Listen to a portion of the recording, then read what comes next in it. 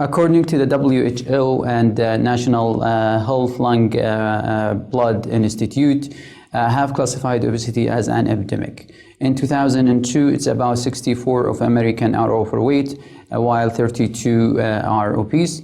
16% or 9 million kids are overweight. This is according to America. What's about Saudi Arabia? It's increasing actually during the last studies done 2012. We found that it's around 35% obese in Saudi Arabia. That's a kid population, it's not adult population. Why it's not adult population? Because unfortunately we have no infrastructures to do a lot of studies in obesity in Saudi Arabia. In 2009, almost 70% of the population overweight or obese. Obesity is responsible for more than 300,000 deaths a year.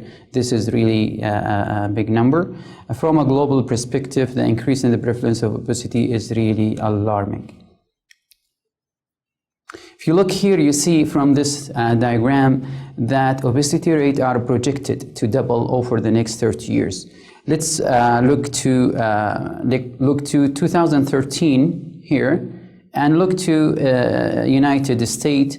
It's around 45% that they have prevalence of obesity, and the body mass of index is around more than 30. If you look to, let's say, England, also you'll find it's around like 30% prevalence of obesity. Let's go back to, let's say, 1980 and look to United States. United States is around 10% prevalence of obesity. So with this time from 1980 to 2030, we see that it's increasing, and it's really alarming. So obesity, everyone, even in our clinic, is asking why I'm obese. That means there's a lot of factors or co-factors, and we'll talk about it now. So science shows that genetic does play a role in obesity. However, in the most cases, both genes and behavior are necessary for a person to be overweight. So if anyone say, okay, I have a genetic problems and this is the cause of my obesity, it could be, according to the studies, is 10%, but also behavior, or what we call it, lifestyle. It's a big role, and it's with environment. It's around like 80 to 90%. Body weight is the result of a combination of influence of genetic, metabolic, behavior, environmental, cultural, and socioeconomic influence.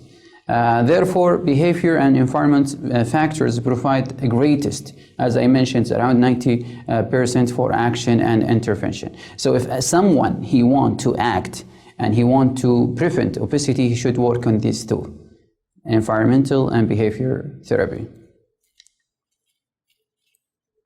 So let's say we have that patient and he's coming, and we need to know if this guy is obese or not. We should do something, we call it assessment or measurement of body, or assessing obesity according to the measurement of body fat.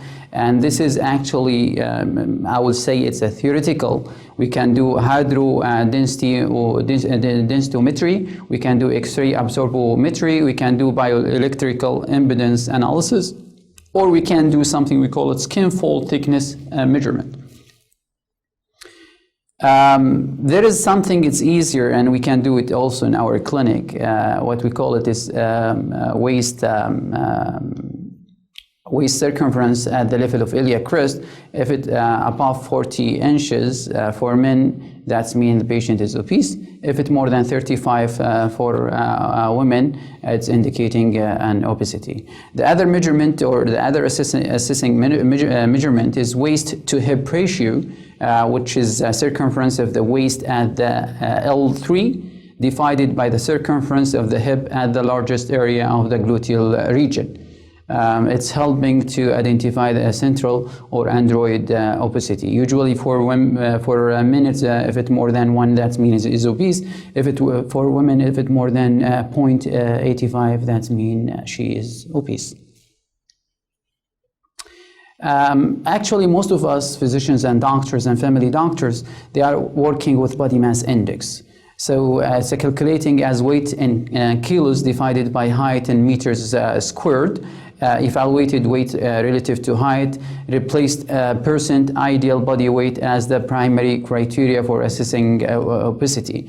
And this actually is correlating really, we will, from the body mass index, we found there's a strong correlation between the body fat, morbidities, and mortality. So if the patient is high body mass index, let's say 50, he will have high risk for morbidity and mortality from any type of intervention. This body mass index, usually we use it in our researches most of the time. And also we use it in assessing, when we assess a patient if he's candidate for surgery based on some guidelines. And also body mass index is helping us to see this patient is high risk for, let's say, sleep apnea because his body mass index is high, so I should do some investigation, some assessing like a respiratory test before any intervention. If you look here, you will find that there is weight classification according to the body mass index. So any patient is below 18.5, it's underweight. Any patient, normal usually from 18.5 to 24.9. We have class class 1, 2, 3.